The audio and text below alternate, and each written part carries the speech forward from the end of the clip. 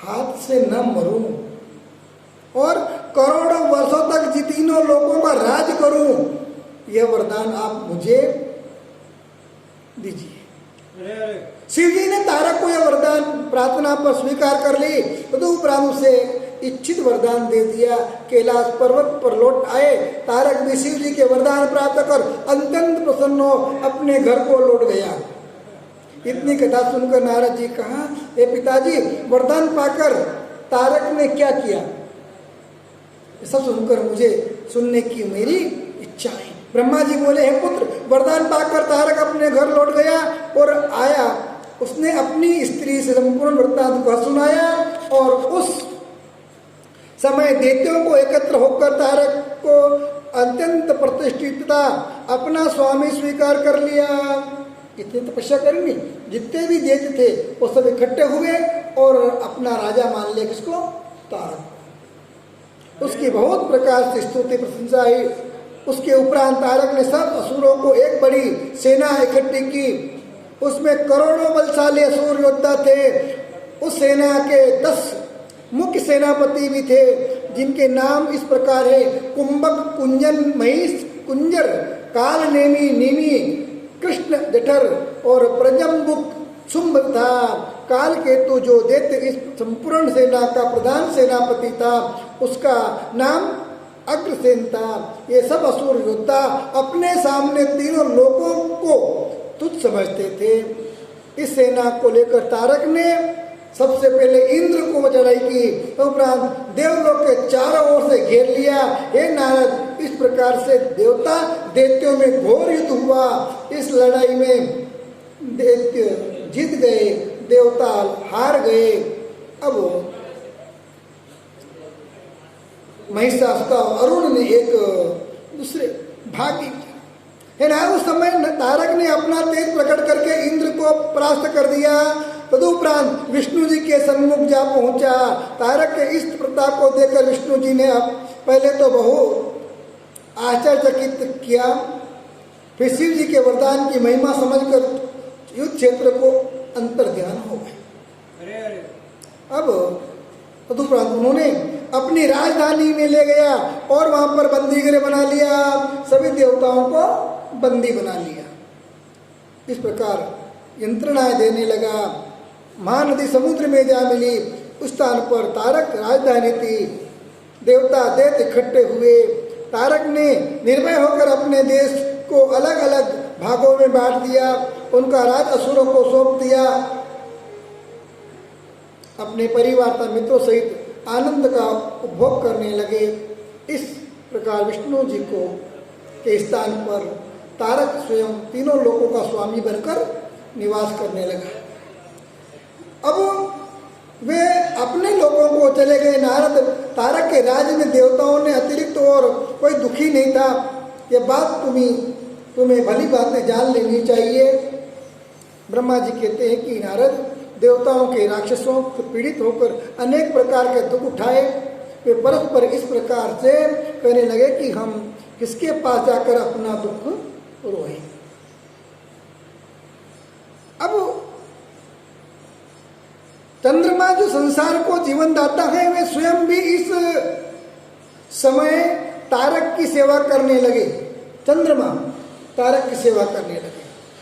पता नहीं है दैत्य हमें कब तक दुख देता रहेगा। इस समय कौन सहायक है जिसके पास जाकर हम अपना दुख सुनाएं। इस प्रकार देवताओं ने दुख में डूबकर बहुत चिंतन करने लगे।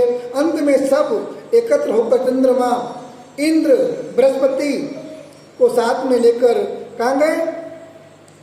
ब्रह्मा जी के पास में गए और ब्रह्मा जी की स्तुति करी, पूजा करने लगे। देवताओं की प्रार्थना सुनकर मैंने उनसे कहा, देवताओं, मैं तुम लोगों को अत्यंत दुखिता चिंतित देख रहा हूँ। इंद्र के इस प्रकार मुख पर कोई तेज दिखाई नहीं देता। हे पुत्रों, तुम मुझे अपना अपने का सब कारण बताओ कि तुम यहाँ पर कैसे आए।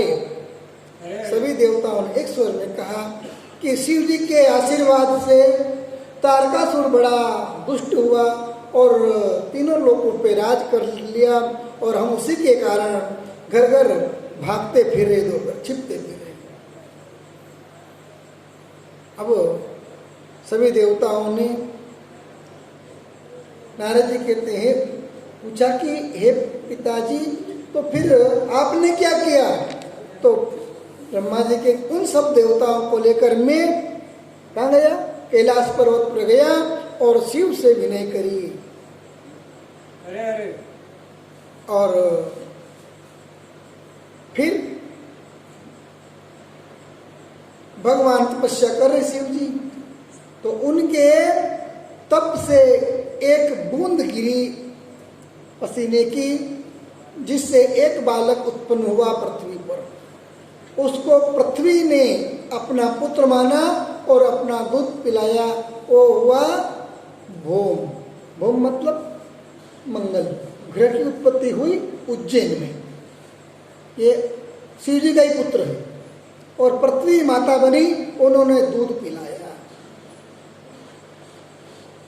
अब शिव जी के पसीने तपस्या में पुनः अपने शरीर से बूंदे गिरी, तो गंगा में गिरी। तो गंगा में गिरी तो वहां पर एक बालक उत्पन्न हुआ। उसको कृत्या ने पाला, जिसके 6 सिर थे। उसका नाम स्कंद पड़ा। स्कंद मतलब कार्तिक स्वामी। गंगा ने पालन पोषण किया। पार्वती बोली ये मेरा पुत्र है, परंतु वो तो कृत्याओं ने 6 कृत्याओं ने उसका पालन पोषण किया, इसीलिए उसके 6 सिर हुए। अब गणपति का भी बताया कि गणेश जी की उत्पत्ति भी हुई। तो गणपति की उत्पत्ति कैसे हुई? एक दिन बाबा कहीं गए थे और सती अकेली थी, तो अपने घर में सुरक्षा के लिए द्वार पर किसको खड़ा करे? हमारे ताला चाबी है। अब तुम्हारा तो पहाड़ पे क्या है? तो अपने शरीर का ही मेल उतारा और एक गण बनाया और गण बनाकर उसको खड़ा कर दिया कि जब तक मैं नहीं आऊं अंदर किसी को मत आने देना। तो गण खड़ा हो गया और बस माता अंदर आराम से स्नान कर रही। बाबा आए तो गण ने रोक दिया, सावधान, कहाँ जाते हो? बाबा बोला कि मेरे घर में तुम मेरे को रोकने वाला कौन? तो बोला कि मैं मेरी माता का पुत्र हूँ, उनका आदेश है किसी को अंदर मत आने देना। अब शिव जी और गण में आपस में लड़ाई हुई, परंतु वो माना नहीं। तो बाबा को गुस्सा आया और त्रिशूल से उसकी गर्दन उड़ा दी। तो गर्दन उड़ गई, यानी टिकी, चली गई। अब शिव जी अंदर चले गए। माता देखकर अचंभित रह गई कि मैं स्नान कर रही, इस वक्त तुम अंदर कैसे आ गए? आपको किसी ने रोका नहीं, मेरे पुत्र गण ने। तो हाँ रोका था। तो फिर कि मैं तो समझा कोई दुष्ट होगा, इसको निंदा दिया। ओ पार्वती ने आगे देखा तो मरा पड़ा, वो विलाप करने लगी। तब भगवान शिव ने कहा कि इसको जिंदा करो। अब जिंदा करो तो कोई भी माता अपने पितृ बच्चे को पीठ देके नहीं सोती है। आज कभी देखा माता सब अपने बच्चे को कोख में लेके सोती है? तो शिव जी ने कहा कि कोई देख के लिया। तो किसके लाए? जहां भी जाए जो बच्चा देखे ना, सब माँ की कोख में बैठे हुए। अब सामने तो मार नहीं सकते। तो उन्होंने देखा, घूमते घूमते देखा तो एक हथनी जो है अपने बच्चे को पीठ देकर बैठी हुई थी। तो आड़ से उसी को गर्दन काट के लाकर उनको लगा दिया। शरीर तो सुंदर पुरुष का, परंतु चेहरा हाथी का लग गया। तो गणपति बन गए। गणपति की पूजा करते हुए एक अधूरी कथा करते हो, है ना? गणपति की पूजा में स्वस्ति वाचन होता है। थाली में गणपति की माँ बनती है। क्या नाम है उसका? क्या बोलते हैं आप उसको? हत्या बोलो ना, गांव की भाषा में हट्यो मान लो, सात्यो मान लो ना। और सात्यो माताएं घर में भी लिपती है तो भी द्वार पर स्वस्तिक बनाती है। उसका नाम सही तो स्वस्तिक है ना? तो गांव की भाषा में ना सात्य बांटती हूँ। सात्य बांटने की कला अलग अलग है। जो लोग घर से उबरा गए हो कि हमें तो इतनी लक्ष्मी नहीं चाहिए, ना बच्चा बच्ची नहीं चाहिए, तो क्या करना चाहिए उनको? स्वस्तिक को ऊपर से लकीर नीचे लानी चाहिए। अब हमें नहीं जाना ऊपर, ठीक है? किसके लिए है? जिनको लक्ष्मी बहुत घर में हो गई, बच्चा बच्ची परेशान कर रहे, तो अपने को इन सबसे दूर रहना, तो ऊपर से लकीर नीचे लानी और एक आधा इधर, फिर ऊपर से इधर, फिर यहाँ से इधर, फिर यहाँ से इधर। क्रॉस नहीं करना, क्रॉस करने के बाद वो खत्म हो जाता है ना? ये बनाया, इसके ऊपर स्वस्तिक बनाकर, और जिसको लक्ष्मी चाहिए, उन्नति चाहिए, हमारा मकान बहुत बड़ा बने, शिखर से ऊपर हमारा मकान हो, 5 मंजिल 7 मंजिल, तो कैसे करना चाहिए उन माताओं को? कुमकुम सिंदूर का जो भी स्वस्तिक बनाती हो, तो नीचे से ऊपर की ओर ले जाना। किधर ले जाना? नीचे से ऊपर की ओर, और ऊपर से फिर उसी को इसी क्रम से बना देना। जिसी पूजा करने से गणपति महाराज खुश होते हैं, क्योंकि अपनी माता का वो सतनी है। बोलो सुनाए गोरा मैया, बोलो सुनाए गोरा मैया, झूला झूलिया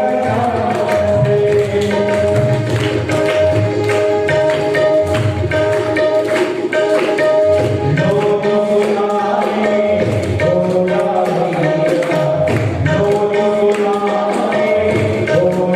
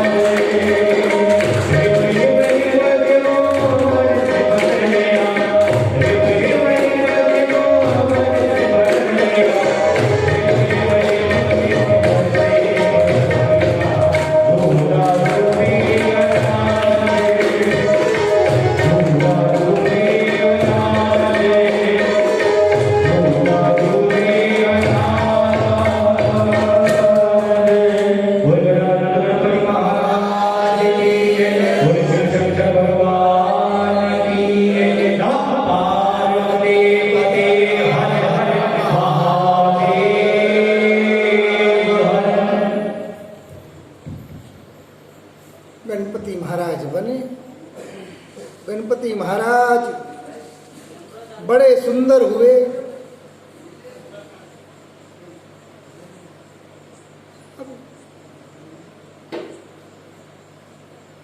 गणों में गणपति देवताओं का स्वामी सेनापति कौन बना? कार्तिक स्वामी सेनापति बना। वो सब गणों का अधिपति कौन बने? गणेश जी बने। एक दिन माता पिता शिव पार्वती कैलाश से बैठे हुए थे, तो माता ने करती है बच्चों से हास्य किया कि तुम दोनों में पहले शादी कौन करवा रिया? तो दोनों ने कहा कि पहले शादी मेरी होनी चाहिए। तो गणेश जी के नहीं, पहले मेरी होनी चाहिए। अब इसमें विवाद के समाधान है तो दोनों विवाद हो गया। अब पहले की शादी किसकी किया जाए? तो समाधान के लिए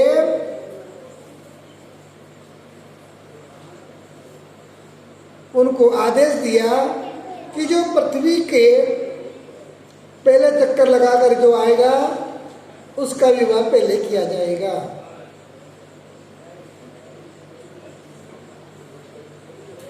प्रथम पूजनीय होगा। तो गणेश जी का वाहन तो चूहा, कार्तिक स्वामी का वाहन कौन है? मयूर। तो मयूर के ऊपर बैठकर वो तो दौड़ लगा दी पृथ्वी की परिक्रमा लगाने के लिए। गणेश जी चूहा के ऊपर बैठ चलो, चूहा तो धीरे धीरे चलता है। तो नारद जी मिले, नारद जी बोले कि कहाँ जा रहे? कि परिक्रमा लगा रहे। तो कब लगेगी तुम्हारी परिक्रमा? तो के फिर के सकल जगत की माता तो पार्वती और पिता जगत का पिता है कौन? शिव जी। तो इसीलिए तुम उनकी परिक्रमा कर लो। और नारद जी की बात मानकर गणेश जी ने अपने माता पिता की परिक्रमा कर ली और अग्रपूज बन गए। अग्रपूज बन गए। जब शिव गणपति अग्रपूज बन गए, पूजा का अधिकार प्रथम गणेश जी का। जो गणपति की पूजा पहले नहीं करता उसका कार्य में विघ्न आते हैं। किसान भी खेती चला तो गणपति का नाम लेके ही, पर धीरे धीरे गणपति बेचारे लुप्त होते जा रहे, क्योंकि अभी हार्वेस्ट मशीन चल गई तो गणपति क्या काम है? परवारी नहीं उठाते। तो गणपति की पूजा करनी चाहिए पहले, उसके बाद में कोई भी काम करना चाहिए। अग्र पूज गणपति। जब कार्तिक स्वामी परिक्रमा पूरी करके लौटे तो नारद जी ने सब कुछ बता दिया। नारद जी लड़ाई कराने में बहुत बड़े माहिर हैं। ये इनको एक राजनेता भी कह सकते हैं हम, क्योंकि नेता भी ऐसे ही होता है। उनको बोल देता है हाँ तेरा काम कर दो, उनको बोल देता है, आपस में सबको लड़ा देते। नारद जी बड़े अब सबको बता दिया तो उनको गुस्सा आ गए और उन्होंने अपने घर तो नहीं आए और वहां पे गुस्सा करके रिसाकर कोंच चले गए। और वहां पर कोंच में जाकर वन्य पर्वत पर चले गए, जिससे अम्बे को बड़ा दुख हुआ। गुस्सा आ गया ना, तो तपस्या करने के लिए चले गए। इधर ताड़क पुत्र तारकाक्ष विद्युन्माले कमलाक्ष की तपस्या ब्रह्मा जी ने द्वारा वरदान नास्तिक शस्त्रों का प्रादुर्भाव हुआ। ब्रह्मा जी बोले हे बस, ताड़कासुर के 3 पुत्र थे। ताड़कासुर के वध के पश्चात इसके तीनों पुत्र ने घोर तपस्या करी और ब्रह्मा से वर मांगे कि यदि आप हम पर प्रसन्न हो तो हम अजर अमर हो जाए। इतनी कथा यहाँ तक। आज फिर आगे देवताओं का श्रृंगार और भगवान के अलग अलग रूपों का वर्णन कल करेंगे। समय की पायाबंद है, क्योंकि हमारे मित्रों ने कहा कि समय इतना ही होना चाहिए, तो हम भी उनकी आज्ञा का पालन करते हुए यहाँ पर ही विश्राम करते हैं। चलो ये भजन के बाद आरती।